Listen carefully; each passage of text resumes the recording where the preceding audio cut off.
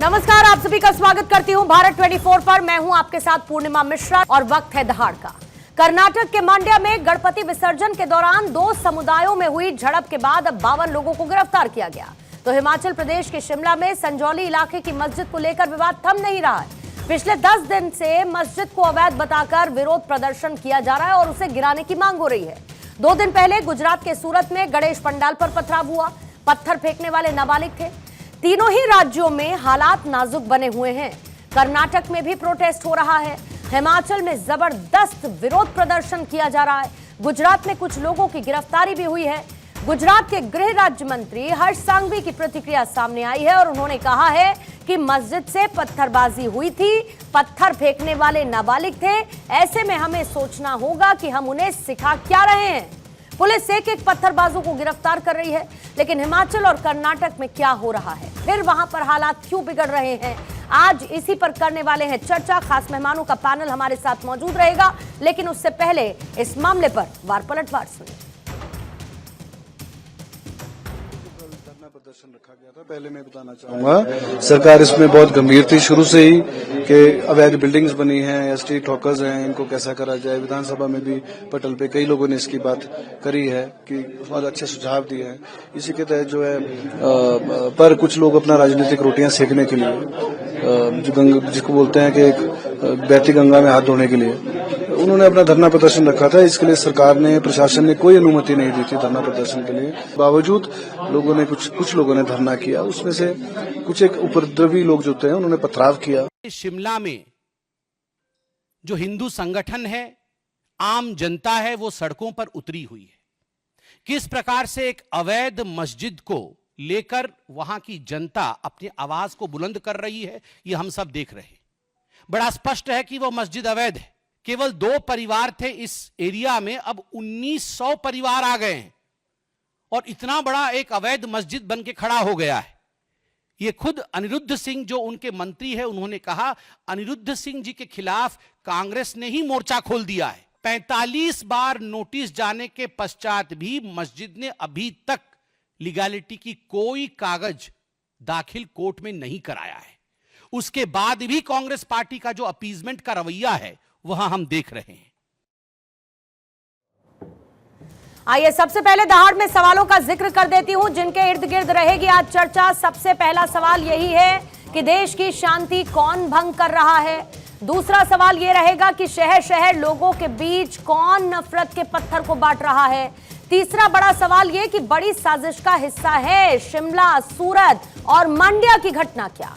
सीमा पार से मिल रहा पत्थरबाज गैंग को सपोर्ट है क्या कोई? देश का माहौल बिगाड़ने की आखिर साजिश की तरफ इशारा ये पत्थरबाजी की घटनाएं करती हैं। हमारे साथ बीजेपी के प्रवक्ता एसएन सिंह इस वक्त मौजूद हैं। कांग्रेस के प्रवक्ता वैभव त्रिपाठी हमारे साथ जुड़े हुए हैं। समाजवादी पार्टी के प्रवक्ता तारिक खान साहब हमारे साथ मौजूद हैं। पूर्व आईपीएस अधिकारी हैं हमारे साथ आरके सिंह साहब स्टूडियो में मौजूद हैं और रमनीश वत्स जी राजनीतिक विश्लेषक के तौर पर इस चर्चा का हिस्सा हैं। आप सभी का बहुत बहुत स्वागत करती हूँ। सबसे पहले वैभव त्रिपाठी, आप ही के पास आते हुए, क्योंकि आप टीका लगाकर आए हैं और आप बहुत अच्छे लग रहे हैं सर। पहले तो मैं आपको कॉम्प्लीमेंट दूंगी, आज अच्छे लग रहे हैं, आप तैयार हुए। लेकिन आज जिस मुद्दे पर हम चर्चा करने जा रहे हैं, जगह जगह जिस तरीके की घटनाएं देखने को मिल रही हैं, बार बार ये कहा जा रहा है कि ये घटनाएं क्या इंस्टिगेट की गई हैं? क्या ये घटनाएं किसी ने जानबूझकर साजिशन पैदा की है कि ऐसी घटनाएं देखने को मिले? बार बार सनातन हिंदू त्योहार आखिर निशाने पर क्यों आ जाते हैं और वो जो सो कॉल्ड सेक्युलर पक्ष अपने आप को बताता है वो खामोश क्यों हो जाता है इसके बाद? साहब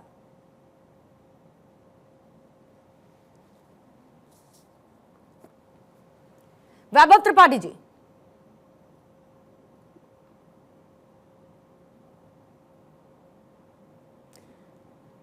वैभव त्रिपाठी जी का ऑडियो जरा रिकंफर्म करेंगे। सिंह साहब, आपके पास इसी सवाल के साथ आती हूं।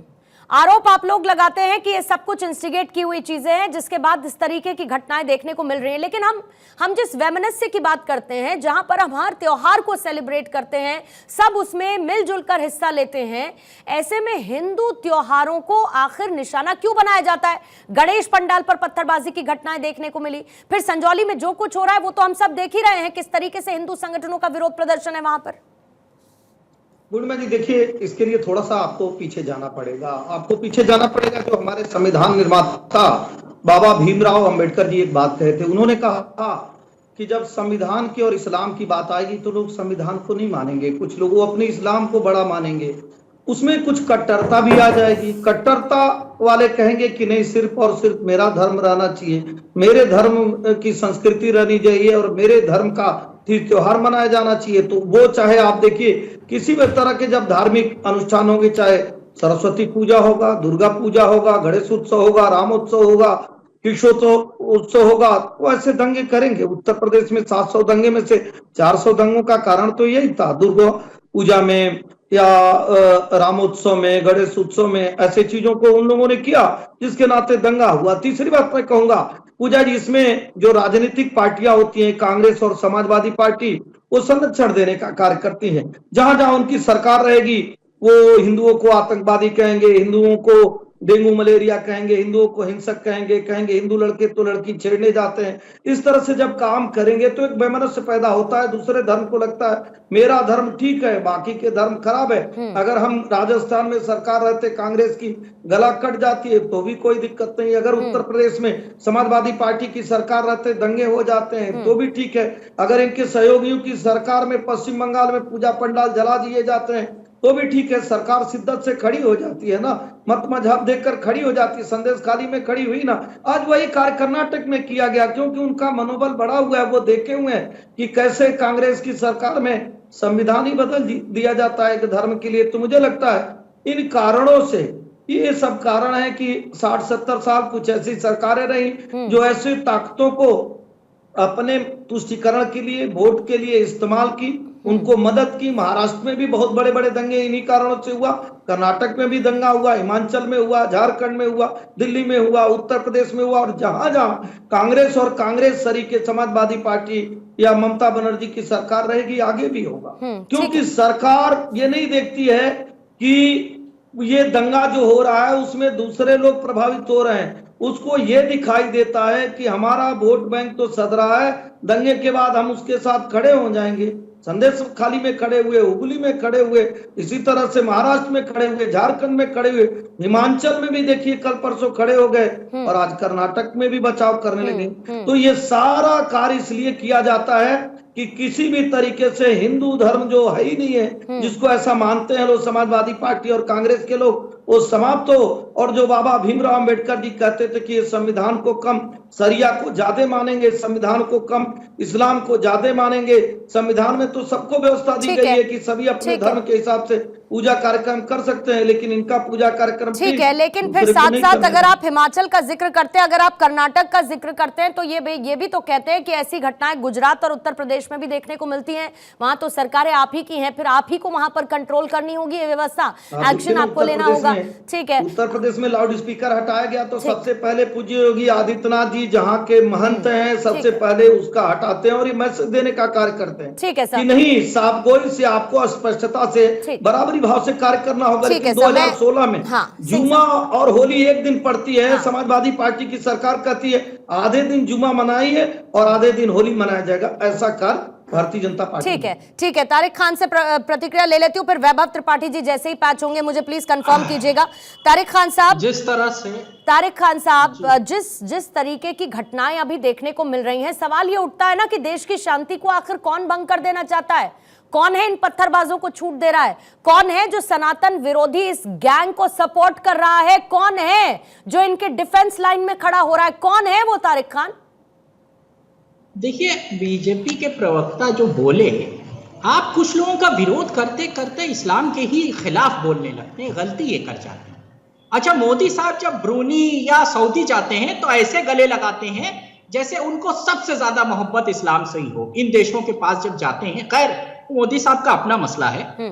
बाबा साहब की बात की, अभी 1940 में बाबा साहब ने किताब लिखी पार्टीशन ऑफ इंडिया। उसमें क्या लिखा हिंदुत्व के बारे में, जिसकी ये चर्चा लगातार करते हैं। यदि हिंदू राज एक हकीकत बनता है तो निसंदेह यह देश के लिए सबसे बड़ी आपदा होगी, इनका हिंदू राष्ट्र जो ये बनाना चाहते हैं। इससे कोई फर्क नहीं पड़ता कि हिंदू क्या कहते हैं, हिंदुत्व स्वतंत्रता, सामान्यता और भाईचारे के लिए खतरा है।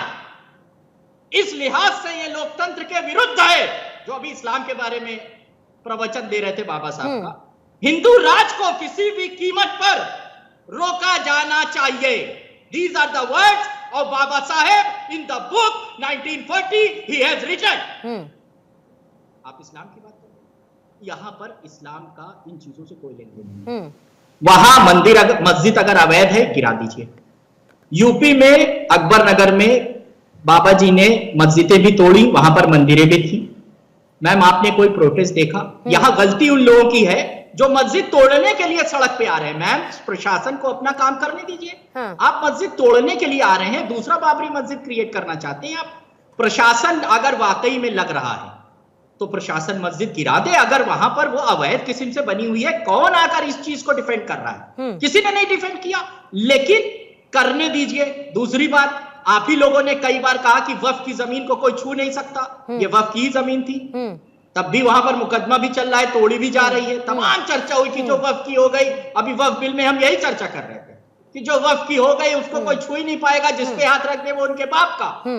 और अब वही जगह तोड़ी जा रही है। मैम इसलिए कह रहा हूं, अगर अवैध है तोड़ दीजिए, अगर वैध है रहने दीजिए। इनकी सरकारों में बनती रही। नगर निगम के कितने नोटिस पहुंचे थे उससे पहले? तारिक खान, आपको अंदाजा है उस मस्जिद के लिए, उस अवैध निर्माण के लिए जिसको आप क्लेम कर रहे हैं वक्फी जमीन है? मौलाना भी यही कह रहे हैं, लेकिन ये मामला अभी तक क्लियर है नहीं कि वो वक्फी जमीन है या फिर नहीं है। साहब है तो बहुत अच्छी बात है, लेकिन फिर भी अवैध निर्माण अगर है, कितने नोटिस भेजे गए थे उस मस्जिद के लिए? उस पर कितने सालों में की सरकार थी तो ये 5 मंजिला खड़ी कर ली। और ये बीजेपी की सरकार थी तो मामला सिर्फ तारिक खान सिर्फ शिमला की एक संजौली मस्जिद का नहीं है।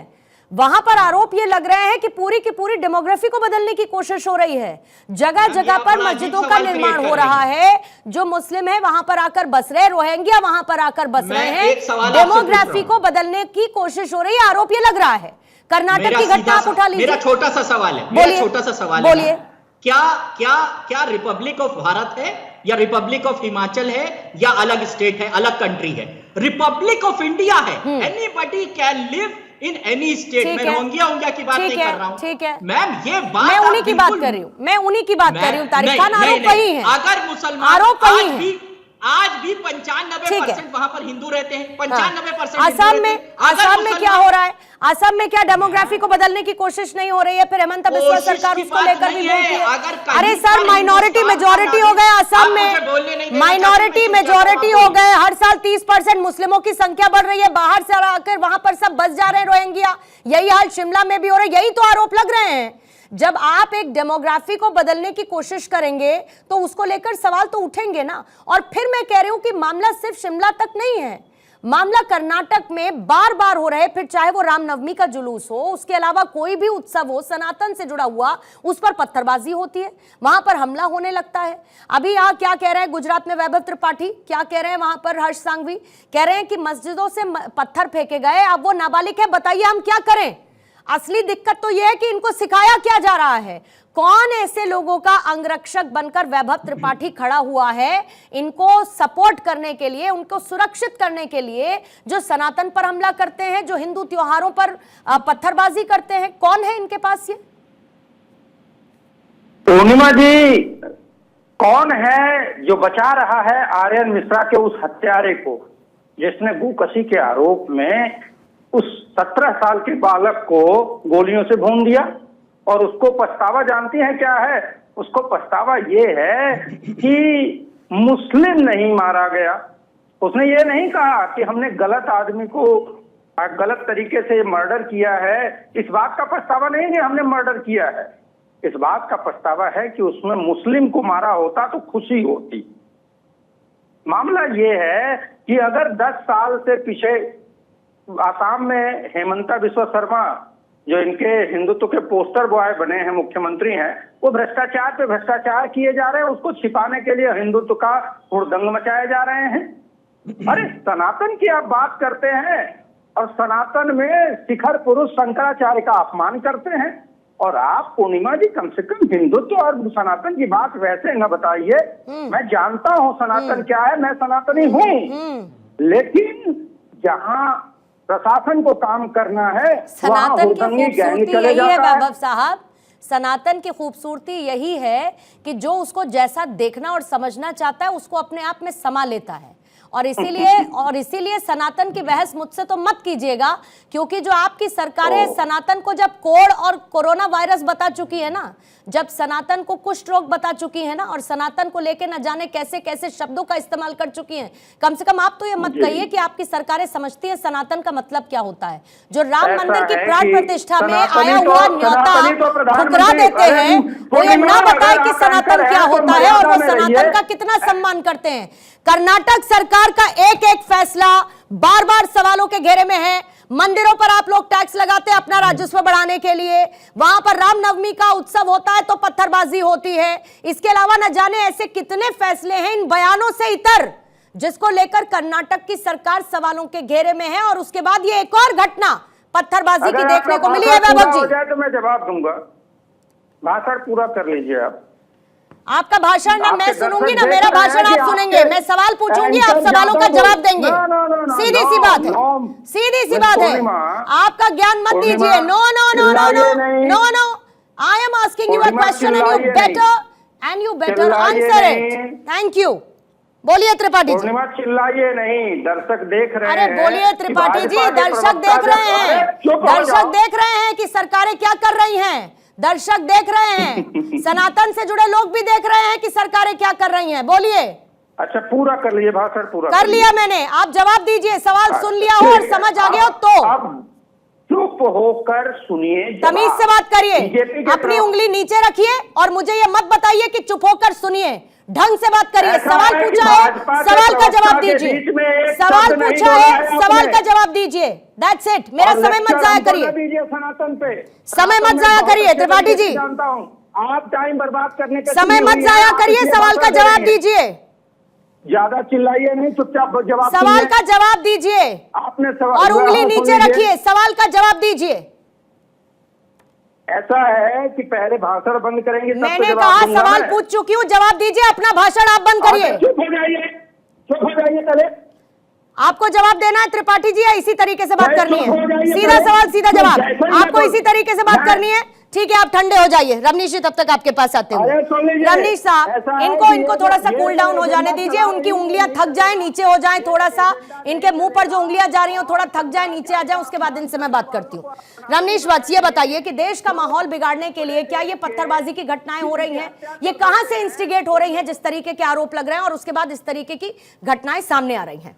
पूर्णिमा जी, जब से आपने देखा वक्फ बोर्ड के ऊपर सरकार ने जब से सख्ती मतलब एक बिल लाने का प्रयास किया जा रहा है, इसमें बहुत सारे जो बदलाव लाए जाएंगे।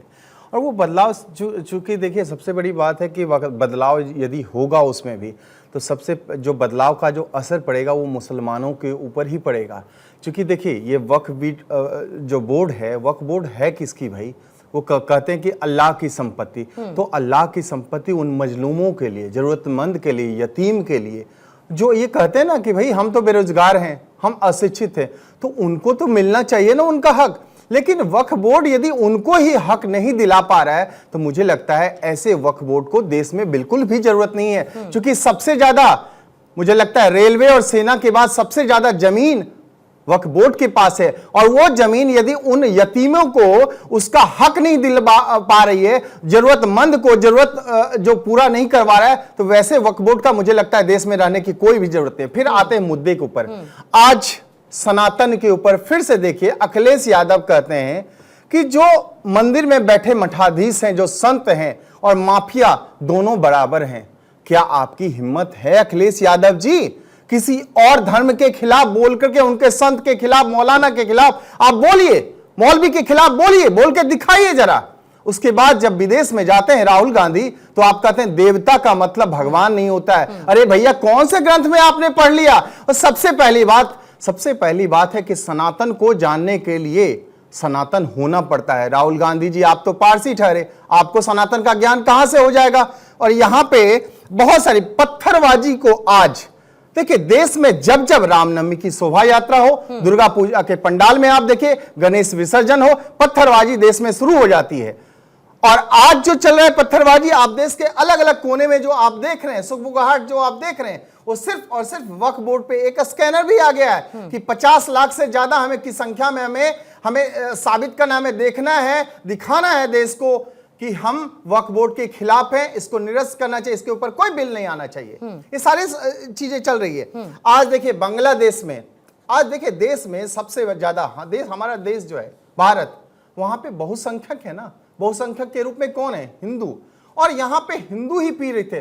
क्यों? क्योंकि हमारा, जब तक हम ये राग अलापते रहेंगे ना, वसुदेव कुटुंबकम सर्वधर्म संभाव, तब तक हमारे ऊपर यही सब पत्थरबाजी होती ही रहेगी। ये तो भारत पत्थरबाजी होती ही रहेगी। नहीं, ये तो भारत की खूबसूरती है। लेकिन खूबसूरती, और वसुदैव कुटुंबकम तो हम कहेंगे, वसुदैव कुटुंबकम कहने में क्या समस्या है? बिल्कुल नहीं, मुझे इस बात से है कि जब जब इन खूबसूरती को ये खूबसूरत रहने कहां देते हैं, इस खूबसूरती के ऊपर तो ये आप कील छुपाने का काम करते हैं। कि बांग्लादेश देखिए, बांग्लादेश में सबसे ज्यादा कौन है भाई? मुस्लिम है। और वहां पे एक फरमान आ गया सरकार का कि दुर्गा पूजा के पंडाल में यदि अजान चल रहा होगा तो उस समय आप कोई भी किसी भी तरह की दुर्गा पूजा में कोई पूजन पद्धति आप नहीं कर सकते हैं। आप क्या यही चीज आप हमारे देश में होता है? आज देखिए कि सबसे ज्यादा शिमला में सबसे ज्यादा हिंदू आबादी है और वहां पे एक अवैध निर्माण चल रहा है। और उसको कौन दे रहा है भाई?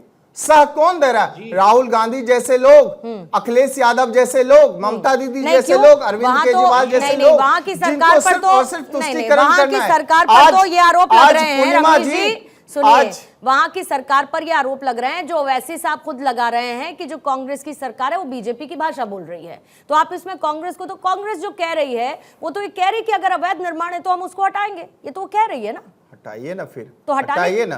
तो इसमें प्रॉब्लम देखिए, सीजीआई के घर यदि प्रधानमंत्री जाते हैं, वो अलग मुद्दा है। नहीं, वो अलग मुद्दा है। नहीं, इस बात को भी सनातन से ही तो जुड़ रहा है। आप देखिए गणेश पूजन में जाते हैं प्रधानमंत्री, तब तो विरोध शुरू हो जाता है। वही तार पार्टी में यदि जाते हैं हमारे प्रधानमंत्री, तो आप देखते कि एक भी सवाल जवाब नहीं होता, इसके ऊपर कोई डिबेट नहीं होता देश में। ठीक है। आर.के. सिंह साहब, आपके पास आते हुए, क्योंकि जिस तरीके की परिस्थितियां बन रही हैं, ये कहीं ना कहीं आपसी वैमनस्य का जो भाव है, जो लॉ एंड ऑर्डर की सिचुएशन है, उसको बहुत खराब करती है। और बार बार ये सवाल उठता है कि जब भी कोई इस तरीके का त्योहार होता है, पत्थरबाजी होने लगती है, रामनवमी का जुलूस निकलता है तो उसको रोक दिया जाता है, फिर उसके बाद लाउड स्पीकर पर इस तरीके के अनाउंसमेंट कुछ होते हैं और विरोधी नारे लगते हैं एक धर्म को लेकर। ये कहीं ना कहीं सामाजिक ताने बाने को पूरी तरीके से तोड़ता है। पूर्णिमा, मैं इस प्रश्न का उत्तर शुरू से देना चाहता हूं। मैं ये चाहता हूं कि आप उस जड़ तक जाएं जहां से इसकी शुरुआत हुई है। हम पेड़ पौधे और उसके पत्तियों को देखते हैं आज की डेट में, पर हमारा जो देश का बंटवारा हुआ था वो धर्म के आधार पर हुआ था। और जब धर्म के आधार पर हुआ तो मुस्लिम के लिए पाकिस्तान बना और हिंदुओं के लिए हिंदुस्तान बना। पर हिंदुओं के लिए कुछ नहीं मिला, इसे एक खिचड़ी बना के रख दिया। हमारे जो भी सरकारें थी, मैं शुरू से हमारा जो सरकार बना उसने हमारे साथ छल किया है और ये लोग हमें कभी भी उठने नहीं दिए। हिंदुओं के साथ जो छल हुआ है उसका, और एक मुस्लिम कम्युनिटी जो है एक स्ट्रेटेजिक तरीके से मूव करती है। मैं आपको बताना चाहूंगा, ये सरकारों को पता होगा, बीजेपी भी उतनी ही दोषी है। हर जिले में एक शाही मंदिर होता है, शाही मस्जिद होता है, जो आपको नाम से नहीं मिलेगा लेकिन इन लोगों को पता है कि कौन सा मस्जिद जो है वो शाही मस्जिद है। ये लोग वहां जाते हैं और वो मस्जिद डिसाइड करता है कि इतने लोग उस अगले मस्जिद में जाएंगे, वो फला मस्जिद में जाएंगे, वो फला मस्जिद में, वो मस्जिद फिर उनको वहां रहने के लिए और खाने पीने का बंदोबस्त करती है। इस तरह से ये लोग धीरे धीरे जमीन के नीचे से जैसे ये मूवमेंट होता है ना, उस तरह से ये मूव करते हैं। आप बताइए, हिमाचल में मुस्लिम थे ही नहीं, 1% थे, आज की डेट में कितने परसेंट हो गए हैं। और क्या सरकारें दोषी नहीं है? बीजेपी दोषी नहीं है, बीजेपी भी पूर्णतया दोषी है। अगर इसकी सरकारें, वो जो डायलॉग एक चलता है ना कि सरकार आपकी होगी, हमारा सिस्टम हमारा है, तो सिस्टम आज भी कांग्रेसियों का चल रहा है पूरे देश में। और ये लोग बढ़ावा दे रहे हैं मुस्लिमों को। और जब मुस्लिम जहां इकट्ठे हो जाते हैं ना, थोड़े भी परसेंटेज मत देखिए, जब वो इकट्ठे हो जाते हैं तो वहां की हिंदू आबादी को वो डरवाते हैं। नहीं, लेकिन अगर मैं सिंह साहब आपके हिसाब से जाऊं तो फिर तो मुस्लिमों को रहना ही नहीं चाहिए भारत देश में। ऐसा बिल्कुल थोड़ी नहीं हो सकता है। बिल्कुल ऐसा नहीं, थोड़ी हो सकता है। वो मुस्लिम नहीं है। ऐसा अगर थोड़ी वो हो सकता है। हिंदुस्तान आप में ये रह रहे बोलिए हैं कि कोई तो वो बाहर से हिंदू आ रहा है। है। नहीं, आप मुझे अगर ये कहते हैं कि कोई बाहर से आ रहा है, जबरन आकर बस जा रहा है, धीमे धीमे डेमोग्राफी की जब बातें होती है आप उस पर बात करते तो मैं मानती, लेकिन आप ये कैसे कह सकते हैं कि भारत देश में कोई मुस्लिम बस ही नहीं सकता? मैं उसको मुस्लिम बाहर कर को देना मुस्लिम चाहिए। के तौर पे नहीं बोल ठीक रहा है, हूँ, ठीक है। उनको एक हिंदुस्तानी के तौर पे जल्दी बोल से, रहा हूँ। हाँ। अगर रहना है वैभव, हाँ। हिंदुस्तानी बन के ठीक है वैभव जी, जल्दी से जवाब देंगे, फिर सिंह साहब कोशिश करूंगी आपसे प्रतिक्रिया ले पाऊं या फिर सुर्खियों के बाद लूंगी। वैभव जी पहले आप। पूर्णिमा जी, मैं आपसे एक अनुरोध करूंगा कि बीच में टोकाटाकी मत ठीक है करिए। सर, जैसा तीन मिनट आपके तेरा- पूरे। वैभव जी 3 मिनट आपके पूरे, बोलिए। चुप हो जाइए। हाँ। वो अरे आरके सिंह साहब जो बात गजब, कह रहे मतलब हैं, सर मैं आपको, फिर आप मेरे अननेसेसरीली आप मेरा समय जाया कर रहे हैं। मैंने आपको घड़ी में समय देखकर बोला 3 मिनट आपके, फिर आप कहते हैं चुप हो जाइए। आपको ढंग से डिबेट में पार्टिसिपेट करना है तो बताइए वैभव जी, और नहीं करना है तो बताइए। मैं नतमस्तक- ये सब मत करिए, मैं नतमस्तक- बिल्कुल आप नतमस्तक रहिए, क्योंकि आप गलत तरीके से व्यवहार कर रहे हैं। अब हो आपका जाइए। 1 मिनट अब जब खत्म हो चुप चुका है, होंगे 2 तब तो मिनट बोलूंगा। बचा है। 2 मिनट में शांति से जवाब दीजिए। ऐसा है आरके सिंह साहब हो नहीं कोई नहीं सर, उनको बोलने दीजिए, 2 मिनट उनके बोलने दीजिए, उनको बोलने दीजिए। वाह वाह वाह वाह वाह, क्या सिस्टम है। ऐसा है कि देश को ये बिल्कुल वैसे ही ले जाना चाहते हैं जैसे पाकिस्तान बर्बाद हुआ। हिंदू राष्ट्र की जो बात कर रहे हैं, हिंदू राष्ट्र नहीं बना था भारत, और मुस्लिम यहाँ बाई चांस नहीं है, बाई चॉइस है। तो मुसलमान भी भारत का उतना ही नागरिक है जितना हम हैं और आरके सिंह आप हैं या एसएल सिंह हैं। तो कम से कम ये बातें ना करिए जिससे देश में एक अलग ही धारा बहने लग जाए। दूसरी बात, चाहे वो हिमाचल में वो मस्जिद आज तो बन के अरे भैया चुप हो जाओ यार। ये दूसरे धर्म के होते हैं कि नहीं, एक लोगों का हिंदू आतंकवादी होता है, दूसरे धर्म के होते हैं कि नहीं, एक जवाब दे दीजिए। हिंदू डेंगू मलेरिया होता है, दूसरे धर्म के होते हैं कि ये जवाब दे दीजिए। हिंदुओं पे जितना नहीं तो जैसे आप मुझे कह रहे हैं चुप हो जाइए, मुंह पर उंगली रख लीजिए, बोलिए ना फिर वैसे ही उसी टोन में करिए बात आप। के साथ खड़े हो जाते हैं, हिंदुओं के साथ भी खड़े हो जाइए। यही तो पूछा जा रहा है कि भगवान राम की सत्ता आप माने कि नहीं माने। यही तो पूछा जा रहा है कि रामेश्वरम की सत्ता है कि नहीं। 2024 में ये सरकार बैकफुट पे गई है, जनता ने इनको अभी 10 साल में 100 सीट भी नहीं पाए। इस तरह से तो रहा तो 10 साल और जोड़ लीजिए, और 10 साल में 200 सीट होगी। और यहाँ तो संवैधानिक व्यवस्था है कि बहुत लंबा वो चाहिए, उसके बाद जो है सरकार बनेगी। मतलब इसको क्या कहेंगे, हमने कहा बोल के जाइए कि राहुल गांधी जी कहते हैं हिंदू हिंसक होते हैं, दूसरे धर्म के होते हैं कि नहीं होते हैं। हमारे समाजवादी पार्टी के मित्र कह रहे थे Republic of India, Republic of India Kashmir में था कि नहीं, रिपब्लिक ऑफ इंडिया था कि नहीं।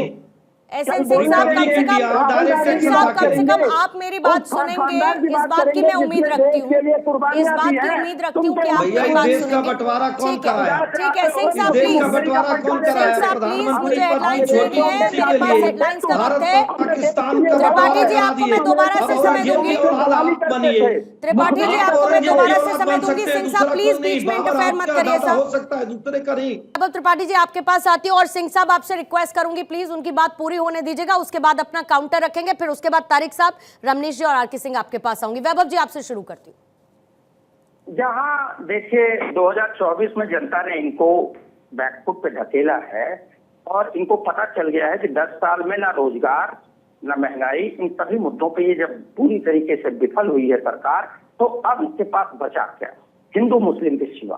तो हिंदू मुस्लिम, पाकिस्तान, बांग्लादेश, रोहिंग्या, इसके अलावा ये कुछ बोल नहीं सकते। जो मस्जिद की बात है, प्रशासन उसकी बात कर रहा है, और पीछे 10 साल हिमाचल में आपकी सरकार रखी महोदय, आज थोड़ी वो चीज बन गई है, लेकिन आप उस पर बात नहीं करेंगे। जो प्रशासन हैंडल कर रहा है उसमें आपके लोग जाके होदंगई करेंगे, मामला ये। दूसरी बात मैं कह रहा हूं, मध्य प्रदेश में एक सेना के जवान और उसकी महिला मित्र के साथ जिस तरीके से अभद्रता हुई है, वो लॉ एंड ऑर्डर का मामला है। फर्जी एनकाउंटर हो रहा है, कस्टोरियल डेथ हो रही है। इन सारे मामलों में आपकी सरकार फिसड्डी हुई। इन मुद्दों पे चर्चा ना हो, महंगाई बेरोजगारी पे चर्चा ना हो, आपके जो गलत नीतियां हैं उस पे चर्चा ना हो, इसलिए आप हिंदू मुस्लिम कर रहे हैं। और सनातन की रही बात चिंता, पूर्णिमा जी आपको भी चिंता हो रही थी, सनातन की चिंता तब कहाँ मर गई थी जब सैकड़ों काशी खंडोक्त शिवलिंग बनारस में इस सरकार ने तुड़वा दिए। और जानती हैं वो सारे मुस्लिम बाहर के मजदूर मुस्लिमों को बुलाया था इस भाजपा के ठेकेदारों ने, और वो तोड़े गए। वो काशी खंडोक्त का मतलब आप नहीं समझ पा रही होंगी, मैं बताता हूँ। काशी खंडोक्त मतलब बोलिए, आप काशी बहुत खंड में समझदार हैं, बताइए, देव विग्रह। आप ही समझाइए। समझाइए, आप समझाइए, मैं आपसे ज्यादा समझदार इस पैनल में कोई थोड़े ही है त्रिपाठी जी। ज्यादा काशी, हाँ बोलिए। 100 से ज्यादा काशी खंडोक्त देव विग्रहों शिव कचहरी अक्षय वट को काट के फेंक दिया गया। काशी खंडोक्त मंदिर वो मंदिर है जिसका काशी खंड स्कंद महापुराण में वर्णन है। स्कंद महापुराण जैसा सबको ज्ञात होगा कि महर्षि वेदव्यास ने लिखा, और महर्षि वेदव्यास द्वापर युग में थे, तो द्वापर मतलब एक युग पुराने देव विग्रहों को तोड़ने वाली योगी और मोदी की सरकार सनातन की हिमायती है। राम मंदिर में वैभव त्रिपाठी जी योगी मोदी की सरकार पर तो बहुत सवाल खड़े कर रहे हैं। जरा इनको बताइए कि कर्नाटक में जब गणेश विसर्जन के हमले की जब घटना होती है उस पर पत्थरबाजी की जाती है, इनको बताइए जरा कैसे हनुमान चालीसा सुनने पर एक आदमी पर हमला कर दिया जाता है कर्नाटक में। इसके साथ साथ इनको ये भी बताइए कि किस तरीके से लाउड स्पीकर पर हिंदू विरोधी नारे लगते हैं, कैसे पताका को सनातन की हटा दिया जाता है, ये सब कुछ कहाँ हो रहा है। वहां योगी की सरकार तो है नहीं। आपसे सवाल नहीं है त्रिपाठी जी, सिंह साहब से सवाल है। जरा इनको बताइए वहां पर किसकी सरकार है, क्योंकि ये तो सर्वविदित ज्ञाता है, इनको सब कुछ पता है, तो थोड़ा बहुत प्रकाश डाल दीजिए इनके ऊपर। ठीक है, आपसे सवाल नहीं है, सिंह साहब का टर्न है, उनको जवाब देने दीजिए, बोलिएगा सर। पूर्णिमा जी देखिए, कालनेमी भी जो है ना वो साधु भेष में आया था, इस नाते वो साधु नहीं हो गया था। चलिए हम बनारस से शुरू करते हैं। यही वाराणसी था जब एक नवाब को, बाहर के नवाब को भारत दिखाने आया गया, तो पूरी काशी के मंदिरों को ढक देने का कार्य किया गया। किसकी सरकार में किया गया? किसकी सरकार की? कांग्रेस की। साधुओं को वार्ता के लिए बुलाकर और गोलियों से भूनने का कार्य किसकी सरकार में? मत बोलिए त्रिपाठी जी, उनकी बात सुनने दीजिए। सरकार में एक एक करके बात करेंगे। आ जाते हैं, आसाम में रोहिंग्या आ जाते हैं, 80,000 लोगों को। अरे भैया, अब आपको झूठ लग गया, तकलीफ बढ़ गई ना, तकलीफ बढ़ी। हिंदुओं को आतंकवादी कौन कहता है? कांग्रेस। हिंदुओं को हिंसक कौन कहता है? कांग्रेस। हिंदुओं को डेंगू मलेरिया कौन कहता है? कांग्रेस। रोहिंग्या को सबसे पहले नागरिकता देने का कार्य कौन किया? इंदिरा गांधी। सिखों की हत्या कौन कराया? कांग्रेस। देश का बंटवारा कौन कराया? कांग्रेस। देश के लोगों को हिंदू और मुस्लिम में बंटवारा करने का कार्य कौन किया? कांग्रेस। ये सारा काम कांग्रेस ने किया। कांग्रेस तो राम मंदिर बनने ना 25-25 वकील खड़ा करने का कार्य कौन किया? कांग्रेस। आतंकवादियों के लिए रोने का कार्य कौन किया? कांग्रेस। तो अगर कांग्रेस के लोग सनातनी हो जाएंगे तो सनातनी कहाँ जाएंगे भैया? अरे सनातन को बदनाम मत करिए, सनातनियों का एक ही देश बना है। फर्जी लोग सनातनी तो मत बनिए। आप तो कहते हैं हिंदू धर्म ही नहीं है, राम तो काल्पनिक है, रामेश्वरम तो है ही नहीं है, और कलावा बांध के जो आतंकवादी आ जाता है उसको हिंदू घोषित कर देते हैं। आपको जानकारी नहीं है, आप पढ़िए, तब चैनल पर बैठिए। पहली बार आसाम में इंदिरा गांधी की सरकार थी, रोहिंग्या को प्रमाण पत्र देने का कार्य कौन किया? वोट की राजनीति के लिए आदरणीय स्वर्गीय इंदिरा गांधी जी। तो मुझे लगता है कि जब जानकारी नहीं रहता है ना तो आदमी उन्होंने जुनून बातें करेगा।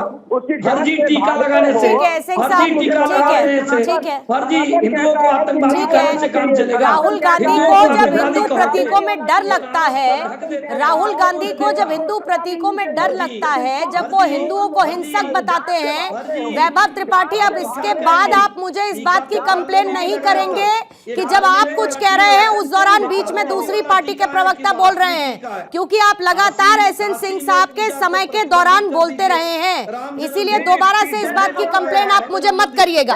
तारिक खान साहब आपके पास आते हुए। तारिक खान, ठीक है, मैंने उनको भी रोका था, लेकिन इसका मतलब ये नहीं है कि जब दूसरी आपकी बारी में किसी ने नहीं बोला तो आप कूद कर बोलने लगेंगे, इसका मतलब ये नहीं है। तारिक खान साहब आपके पास आते मेरे हुए, बीच में एसेंसी नहीं बोल रहे तारिक थे। खान साहब आपके पास आते हुए फिर अरे वही आप बात, बोलिए ना, मैं मना किया हूं। देश की आतंकवादियों के बोलने शांति से को कुछ हो जाएगा, भंग अपराधियों करने के की बोलने से साजिश कुछ हो किसकी जाएगा। है? और मैं ये कहती हूँ कि हर एक मुद्दा इर्द गिर्द घूमता हुआ हिंदू मुसलमान के क्यों नजर आ जाता है? हमारा सामाजिक वैमनस्य कहाँ चला गया है तारिक खान? हर बात। सिंह साहब रुकिएगा, सिंह साहब, एसएन सिंह प्लीज, किसके समय अपनाया एसएन सिंह प्लीज, सिंह साहब रुकिएगा, मेरी आवाज आ रही है आपको? सिंह साहब रुकिएगा जरा, दोबारा से आपके पास आऊंगी। तारिक खान। मैम देखिए, बहुत सी बातें हुई अभी, और बात की शुरुआत संविधान से हुई थी और बाबा साहब से हुई थी। वही बाबा साहब लिखा हुआ संविधान जो समावेशी बात करता है, सर्वधर्म सम्मान की बात करता है, समाजवाद की बात करता है। अभी का क्या कहा गया कि वो धर्म के नाम पर वो पाकिस्तान बना था और ये हिंदुओं के लिए राष्ट्र बना था? नहीं नहीं, वो इस्लामिक रिपब्लिक बना था। बीच में नहीं मैम, यही दिक्कत है, लोग बीच में बोलते हैं। वो इस्लामिक रिपब्लिक बना था। बोल ही सकती हूँ और हमने ये कहा मैं था, माइक तो बंद कर नहीं सकती, दिक्कत कश्मीर ये में है। डायरेक्ट एक्शन बोलिए। क्यों होता है भाई? मस्जिदों से लाउड ठीक है, स्पीकर से सिंह बोला साहब, जाता है, प्लीज। मत बदलिए, नहीं चले जाइए। इतना सवाल पूछ नहीं सकते हैं क्या? एसएन इन्होंने सिंह, वक्त की एसएन जमीन सिंह की से। बात के बारे में कहा।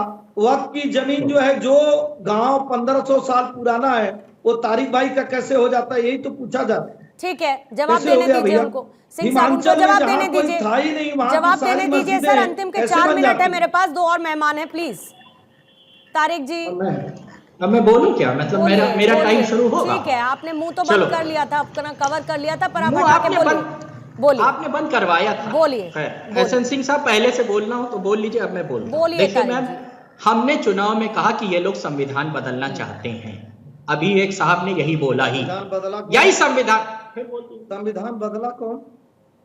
सिंह साहब प्लीज। 1947 के पहले तो गंगा जमुना नहीं थी क्या भारत में? छोड़ते रहेंगे।